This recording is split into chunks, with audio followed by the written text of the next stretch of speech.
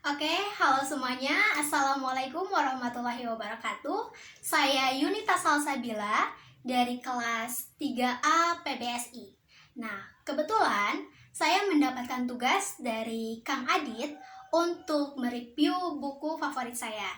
Dan di sini saya akan mereview salah satu buku favorit saya yang saya baca sekitar 2 tahun yang lalu dengan judul Teach Like Finlandia atau Mengajar Seperti Finlandia dengan subjudul 33 Strategi Sederhana untuk Kelas yang Menyenangkan yang ditulis oleh Timothy D. Walker dengan halaman 270.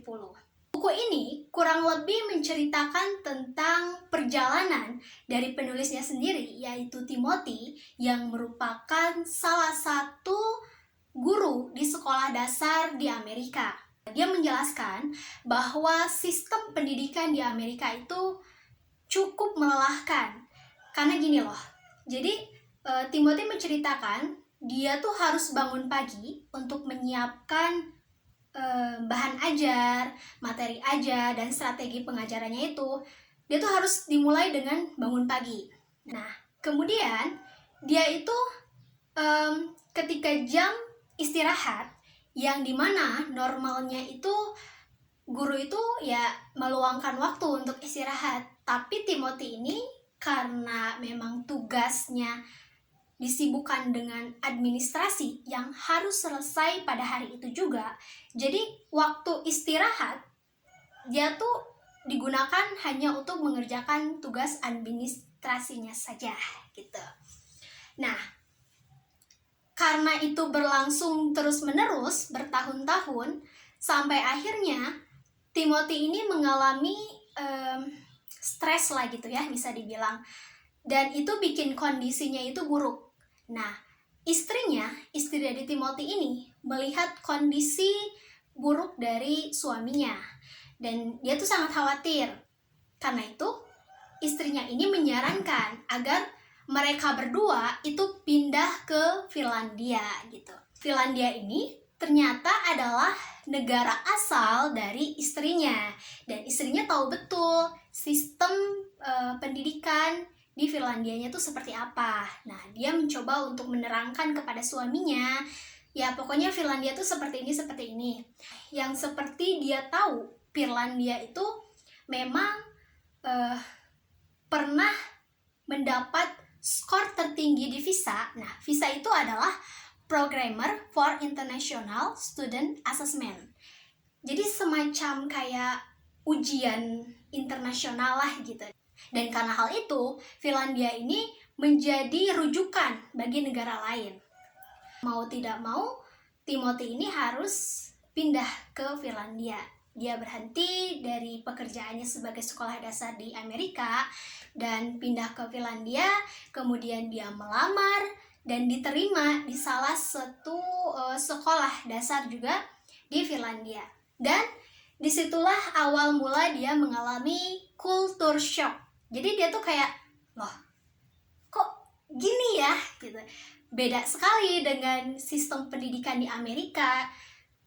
Yang dia tahu tuh sistem di Amerika tuh lebih sibuk gitu. Guru-gurunya tuh sangat sibuk gitu.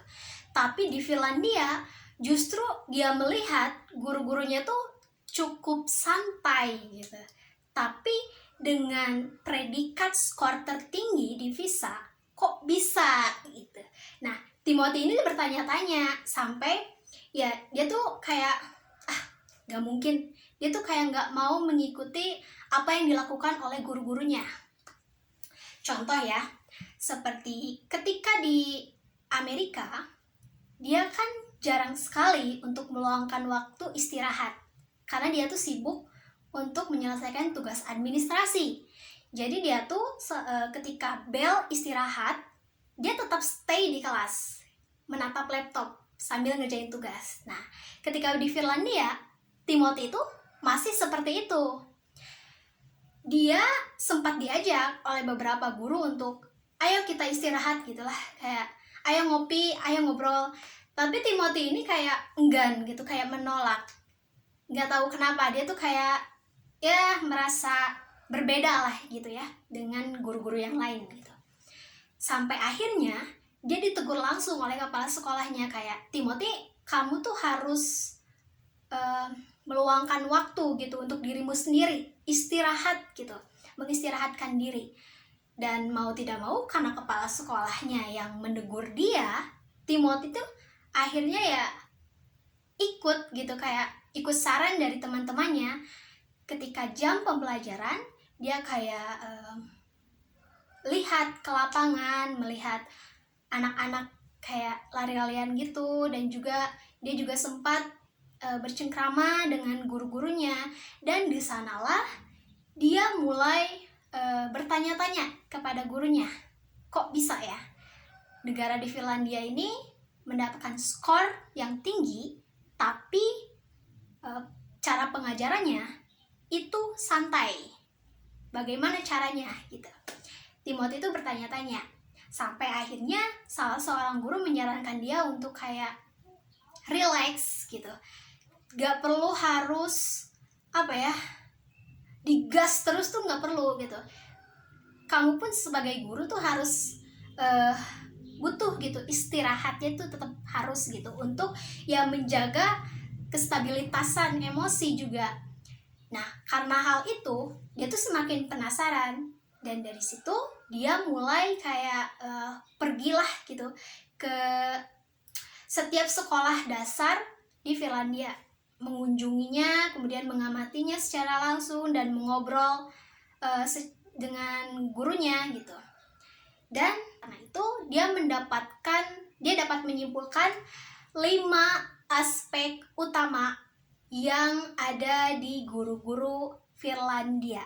Dan yang pertama adalah kesejahteraan, 2 rasa dimiliki, 3 kemandirian, 4 penguasaan, dan yang terakhir adalah pola pikir.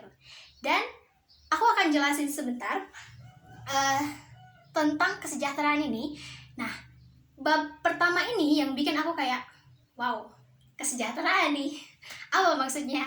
Apakah kesejahteraan ini adalah kita harus membuat murid sejahtera, atau kita harus membuat diri kita dulu sebagai guru sejahtera gitu sebelum kita mensejahterakan muridnya? Nah, kamu bisa mendapatkan jawabannya di bab ini. Jadi intinya adalah Timothy mengatakan kerja santai dengan strategi dan bahagia.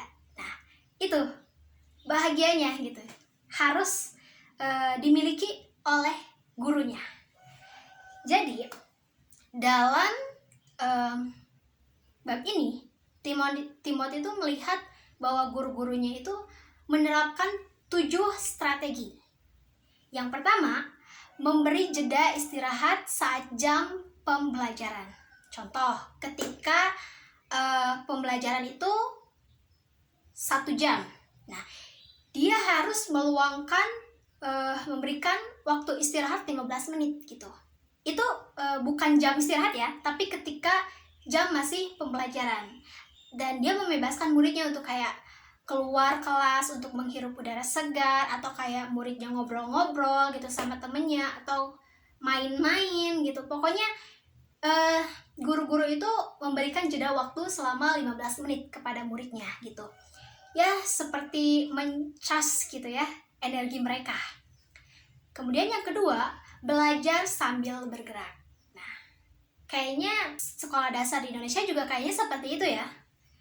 Kemudian yang ketiga, kerjakan hobi guru sepulang sekolah. Nah, ini yang bikin Timothy ini sadar kalau dia mengalami stres banget dulunya, itu karena dia terus-terusan menjalani rutinitas yang sama tanpa ada jeda waktu untuk dirinya, tanpa bisa menikmati waktunya dan melakukan hal-hal yang dia sukai. Dan dia ketika di Finlandia, dia justru disarankan untuk melakukan hobi-hobinya gitu yang sempat terlupakan, dan itu ternyata sangat membantu untuk kesejahteraan guru. Kemudian selanjutnya, meminimalkan pajangan di kelas. Nah, ternyata dalam sebuah penelitian itu memang ketika ruangan kelas itu sederhana, ya, bukan nggak ada sih, kayak pokoknya sederhana, bersih lah gitu, itu malah meningkatkan fokus dari siswanya untuk mendengarkan materi. Jadi mereka tuh kayak anteng gitu kalau gak ada dekorasi apapun di sekeliling mereka.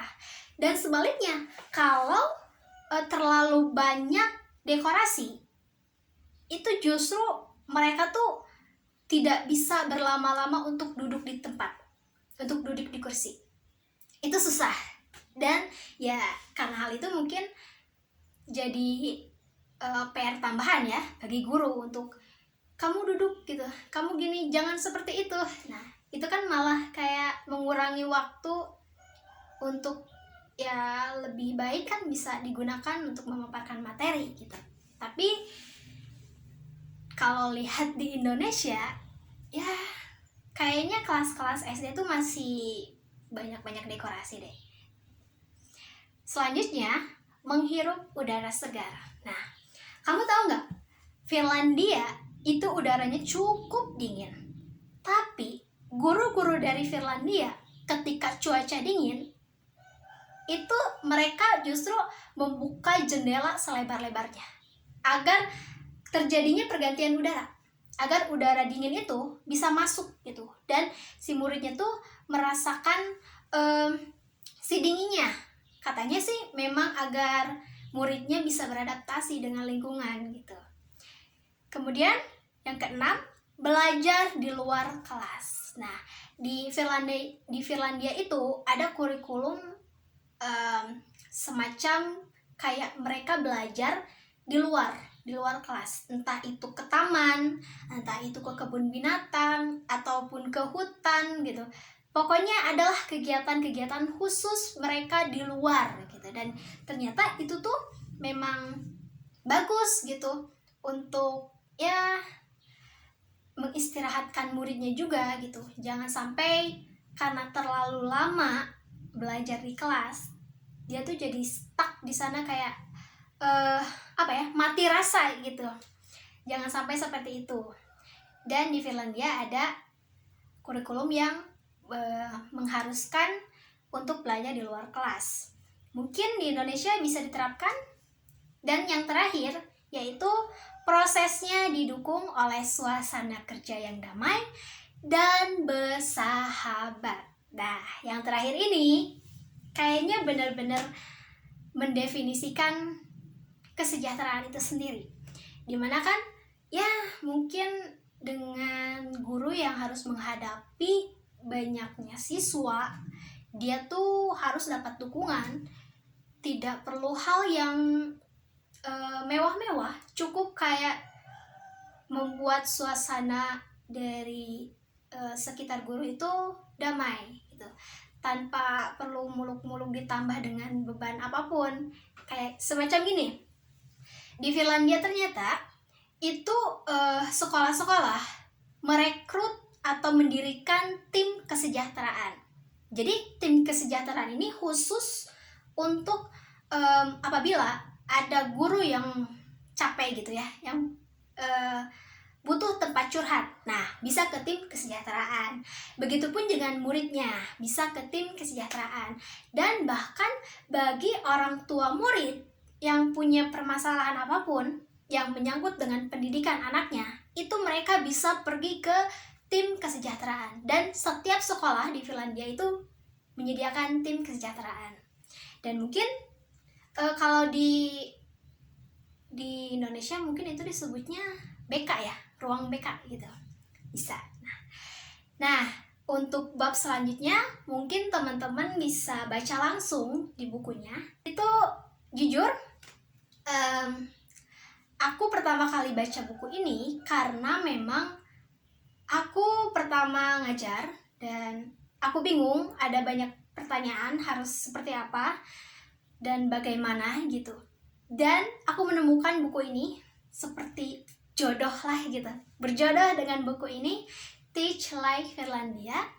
Dan emang bagus Jadi buat kamu yang sekarang mungkin hendak menjadi guru, atau sekarang sudah menjadi guru, atau mungkin untuk orang tua, boleh kalian baca buku Teach Like Finlandia ini karena bagus banget isi-isinya dan bermanfaat sekali gitu. Dan ya, kalau melihat ketika aku membacanya, kayaknya kita tidak bisa mengubah kurikulum di Indonesia seperti kurikulum Finlandia. Itu nggak bisa mungkin ya, tapi nggak tahu ke depannya. Tapi mungkin dengan beberapa strategi seperti tadi yang diungkapkan oleh Timothy, kalian bisa menerapkannya atau mengimplementasikannya di kelas. Ya seperti tadi, kayak belajar sambil bergerak gitu, atau dekorasi dikurangi gitu. Nah, itu bisa saja. Dan jangan lupa, seperti kata Timothy, sebagai seorang guru, kamu harus bahagia. Nah, itu adalah poin pentingnya.